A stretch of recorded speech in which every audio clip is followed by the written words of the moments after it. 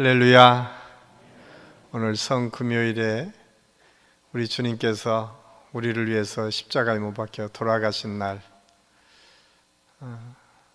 기록에 의하면 우리나라 시간으로 얘기하면 한 3시쯤에 운명하셨다라고 하는 것이 일반적인 정설로 지금까지 내려오고 있습니다. 지금은 예수님께서 십자가에 못 박혀 죽음에 들어간 시간이다라고 우리가 이해를 하면 되겠습니다. 우리는 예수님께서 이 땅에 오셔서 고난당하신 이 고난주간을 지내고 오늘 그 마지막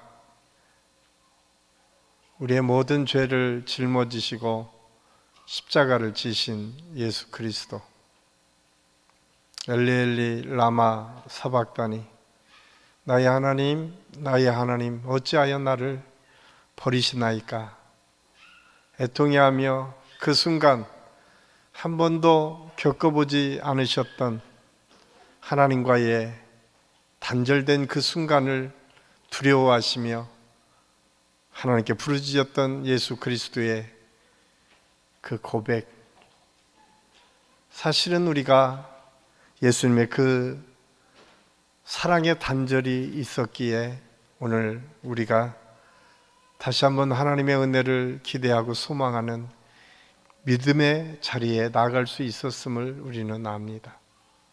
그럼에도 불구하고 우리가 늘 고백하는 것처럼 우리는 다 양 같아서 각기 제 길로 갔다고 성경은 기록하고 있습니다. 우리는 늘 감정적으로 생각하기는 하나님의 은혜가 너무 크고 위대하시다, 그리고 그 고난은 우리가 상상할 수 없을 정도로 아프고 힘들고 어려웠던 순간이었다 고백하면서도 우리는 우리의 시간, 우리의 마음, 우리의 생각, 그날조차도 구분하고 구별하지 못하는 어리석고 연약한 사람들임을 고백할 수밖에 없습니다. 그럼에도 불구하고 오늘 이 저녁에 나오셔서 그 주님의 고난에 동참하고 또 그 주님의 은혜를 기대하고 소망하며 함께 찬양을 통해서 영광을 돌리고 그 찬양을 들으면서 우리를 위해서 우리 주님께서 이렇게 고통을 당하실 뿐만 아니라 우리를 위해서 하나님의 놀라우신 부활의 역사를 준비하고 계셨음을 증거하고 선포하는 시간을 함께 지낸다는 것은 축복이고 은혜입니다. 그래서 여기 나오신 여러분이 지금 축복의 사람임을 분명히 깨닫고 그 은혜를 누리는 시간이 될 수 있기를 예수님의 이름으로 간절히 축원합니다. 오늘은 예수님께서 우리를 위해 십자가를 지시고 죽으신 날입니다.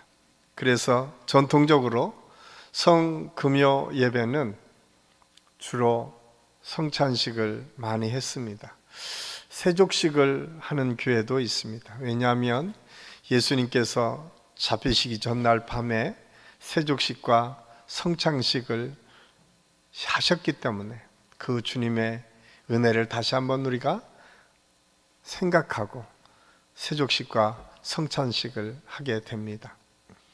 뿐만 아니라 우리가 예수님의 그 십자가 사건을 통해서 얼마나 주님이 우리를 사랑하셨는지를 깨닫기 위해서 우리가 함께 기도하고 어떤 교회에서는 여러 가지 장식을 해서 십자가에 못 박는 소리를 듣기도 하고 우리의 죄를 십자가 앞에 놓고 태우는 의식을 행하기도 합니다.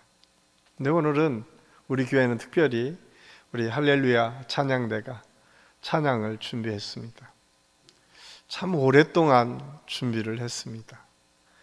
저는 좀 더 많은 우리 성도들이 함께 모여서 예배드리기를 원했고 그 찬양을 통해서 하나님께 올려지기를 원했는데 아마 여기까지가 현재 우리 한신교회의 수준이다 이해하시면 됩니다.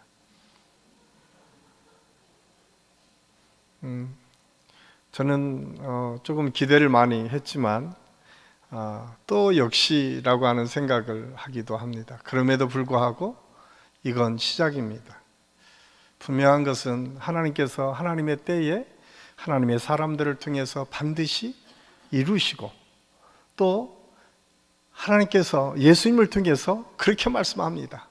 너희가 찬양을 않겠느냐? 그러면 돌들을 통해서도 영광을 받으신다. 참 무서운 말씀이에요.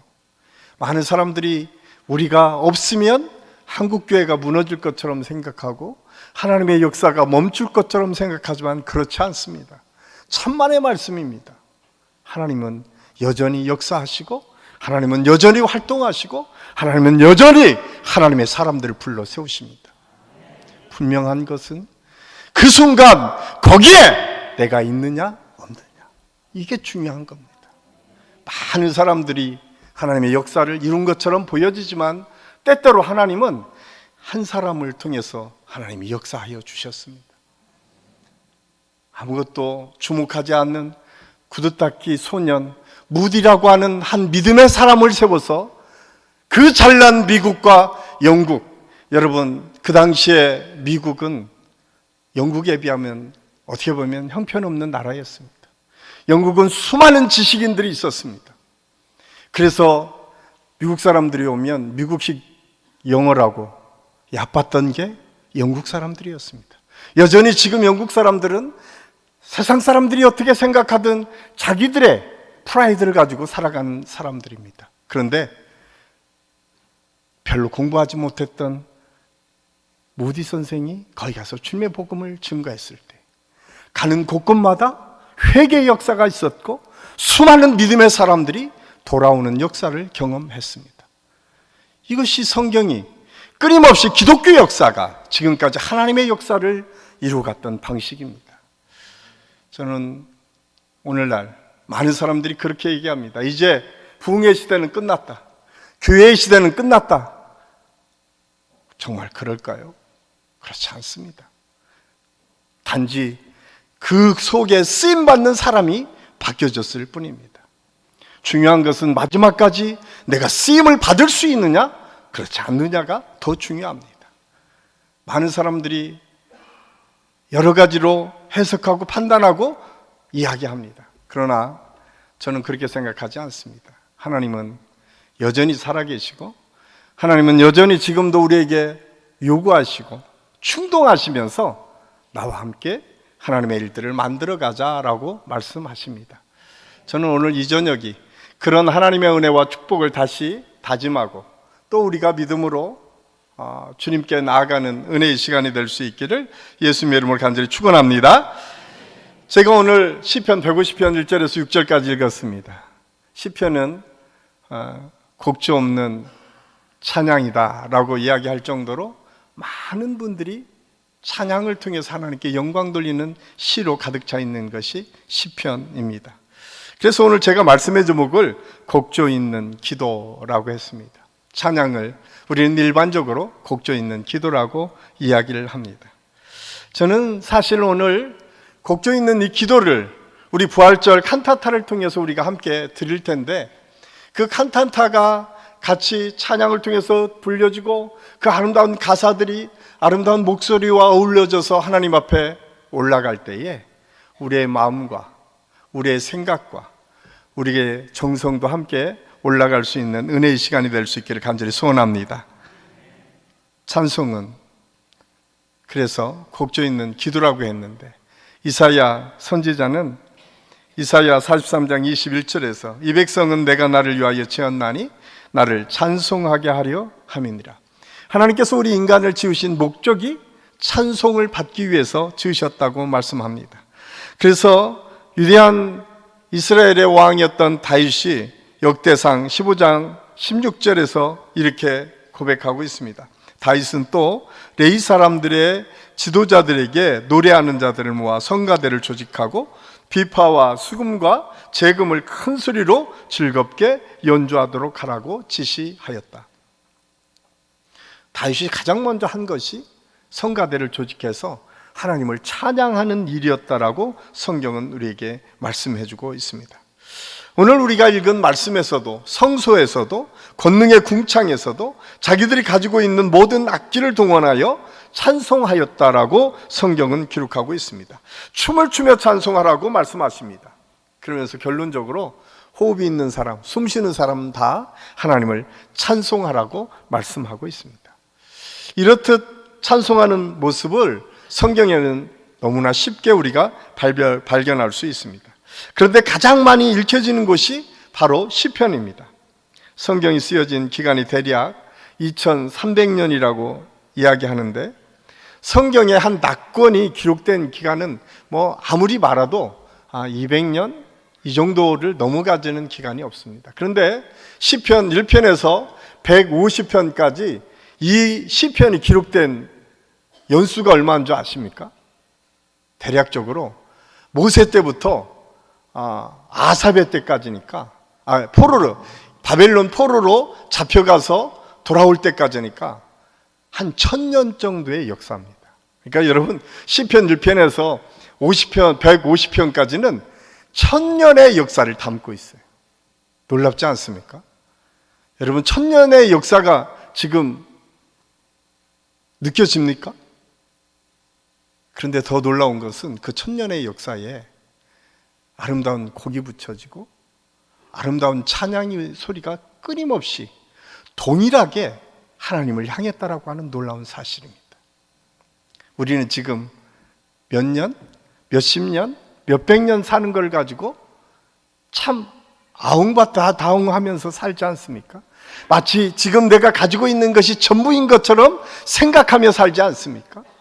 그런데 시편 그 1편에서 150편까지의 기간이 1000년의 역사인데, 그 1000년의 역사에 수많은 사람들이 그 환경과 상황과 삶의 환경이 다 다르지만 하나님께 집중하고 하나님께 찬양하고 하나님께 기도하고 하나님을 향했던 것은 동일했다라고 성경은 기록하고 있어요.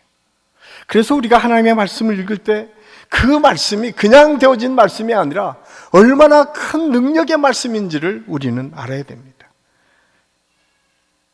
요즘 쌍둥이도 세대 차이를 느낀다는데, 그렇죠? 그런데 1000년의 기간과 세대 차이를 느끼지 못하고 하나님을 찬양했다라고 하는 것은 얼마나 대단한 일입니까? 오늘 우리가 칸타타라고 불려지는 이 칸타타는 바로크 시대의 음악 형식 중에 하나입니다. 바로크 시대의 음악은 대부분 조금 사람들마다 차이가 있지만 그 당시의 모든 음악은 제사용 음악이었습니다. 누군가에게 헌정됐던 음악이었어요. 근데 대부분 신께, 하나님께 올려지는 음악들이 대부분이었어요. 오늘 저는 할렐루야 찬양대의 그 칸타타가 우리 하나님께 올려지는 아름다운 찬양이 될 줄로 믿습니다. 하나님께서 그렇게 수많은 믿음의 사람들을 통해서 그 찬양을 받으셨어요. 그래서 다니엘서는 이렇게 우리에게 말씀합니다. 영원부터 영원까지 하나님의 이름을 찬송할 것은 지혜와 능력이 그에게 있음이로다. 영원부터 영원까지 우리는 끊어지지 않고 하나님을 찬양할 것입니다. 우리는 어떤 순간에도 하나님을 부르며 그분을 높일 것입니다. 이것이 오늘 성경에서 우리에게 가르쳐주는 지혜예요. 그래서 히브리서 기자는 히브리서 13장 15절에서 이렇게 말합니다. 그러므로 우리는 예수로 말미암아 항상 찬송의 제사를 하나님께 드리자. 이는 그 이름을 증언하는 입술의 열매니라. 저는 오늘 할렐루야 찬양이, 우리 할렐루야 찬양단은 물론 우리 여기 있는 우리 모든 성도들이 함께 마음을 모아서 드리는 입술의 열매가 될 줄로 믿습니다. 그리고 그 하나님께서 우리를 통해서 찬양을 받으시고 우리를 통해서 찬양되어지는 이 아름다운 하모니를 통해서 우리 삶이, 우리가 살아가는 이 세상의 환경이 예수 그리스도의 은혜로, 예수 그리스도의 향기로 가득 차는, 그리고 그것이 퍼져서 하나님의 놀라우신 은혜와 능력을 이루어가는 축복이 있기를 예수님의 이름으로 간절히 축원합니다. 기도하겠습니다. 사랑의 아버지 하나님, 은혜를 감사합니다. 오늘 하나님께서 우리 사랑하는 할렐루야 찬양대를 통해서 부활절 칸타타를 준비케 하여 주셨습니다. 오늘 주신 말씀처럼 영원히 변하지 않는 하나님의 사랑과 은혜, 이 사건이 오늘 찬양대의 입술을 통해서 선포되어지고 아름다운 노래를 통해서 들려질 때에 우리 모두의 마음을 담아 온전히 하나님만이 영광을 받으시는 축복의 자리가 되게 하여 주시옵소서. 여기 있는 모든 성도들이 함께 부르는 우리 할렐루야 모든 찬양대원들이 오늘 올려지는 이 찬양을 통해서 더 크신 하나님의 은혜와 축복을 경험하는 축복의 시간이 되게 하여 주시옵소서. 우리 할렐루야 찬양 대장님과 총무님, 또 우리 주의자시는 이명훈 집사님, 또 찬양대원 한 분 한 분 참 오랫동안 마음과 정성을 다해서 준비했습니다. 이 준비한 찬양이 하나님 앞에 올려질 때에 우리 모두가 그 찬양을 통해서 우리에게 들려지는 하나님의 메시지를 듣게 하시고 우리가 다 같이 그 찬양을 통해서 하나님께 한없이 영광을 돌리는 축복의 시간이 될 수 있도록 인도하여 주시옵소서. 함께해 주심을 감사하고 예수님의 이름으로 감사드리며 기도하옵나이다. 아멘.